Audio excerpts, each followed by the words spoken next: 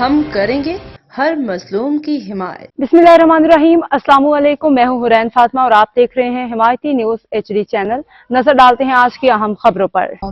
Quaid-e-Azam day के हवाले से divisional public school and college Toba में एक पुरवकार तकरीब का इनेकाद किया गया, जिसकी सदारत DC टोबा मोहम्मद नईम सिंधु और DPO टोबा इबादत निसार ने मुश्तरका तौर पर की।